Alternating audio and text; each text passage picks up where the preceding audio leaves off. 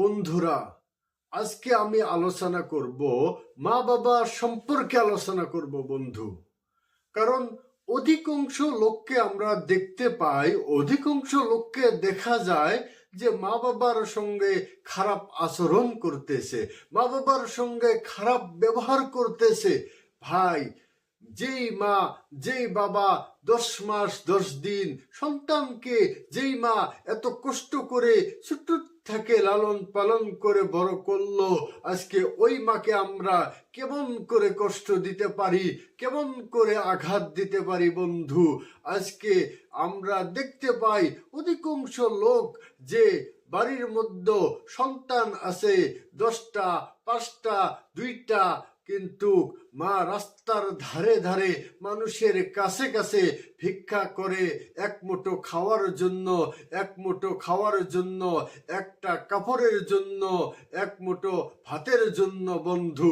যদি জিজ্ঞাসা করা হয় যে তোমার সন্তান আছে কিনা, বলে যে বাবা আছে, আমাকে কেউ দেখে না। এ বন্ধু, কয়েকদিনের জিন্দেগি আমরা একটু লক্ষ্য করি, কয়েকদিনের হায়াতি ভাই। আমরা মা বাবার সাথে যদি খারাপ আচরণ করি, আল্লাহর কাছে আমাদের জবাব দিতে হবে, আল্লাহর কাছে আমাদের হিসাব দিতে হবে বন্ধু।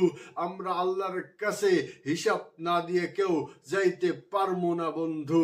ওই জন্য ভাই, এখনো সময় আছে, মা বাবার সঙ্গে ভালো ব্যবহার করি, ভালো আচরণ করি। মা যদি খুশি হয়, আল্লাহ খুশি হয়ে যাবে।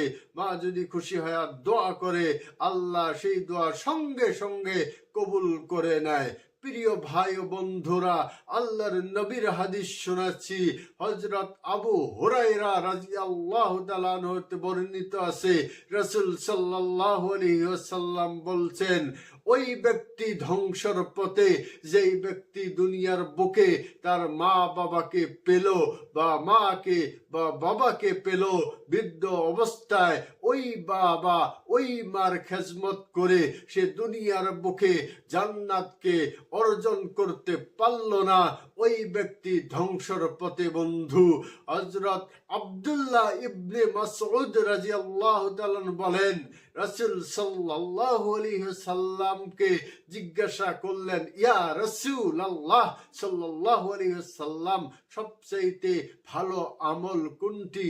আল্লাহ নবী সাল্লাল্লাহু আলাইহি ওয়াসাল্লাম বললেন, সবচেয়ে ভালো আমল তুমি 5 ওয়াক্ত নামাজ পড়া, আর তোমার মা বাবার খেজমত করা, আর যথেষ্ট আল্লাহর রাস্তায় জিহাদ করা বন্ধু। আমরা আশা